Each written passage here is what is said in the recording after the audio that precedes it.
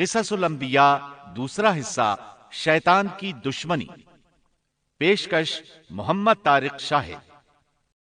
جب آدم علیہ السلام کو پیدا کر دیا گیا تو اللہ تعالیٰ نے ان کی پشت پر ہاتھ پھیرا۔ ہاتھ پھیرتے ہی ان کی پشت سے قیامت تک پیدا ہونے والے انسان باہر نکل آئے۔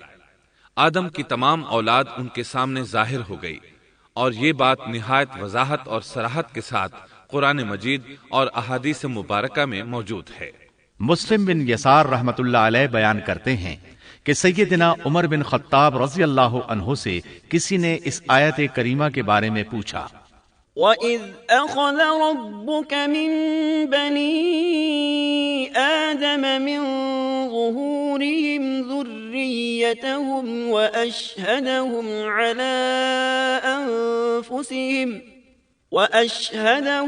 عَلَىٰ أَنفُسِهِمْ أَلَسْتُ بِرَبِّكُمْ قَالُوا بَلَىٰ شَهِدْنَا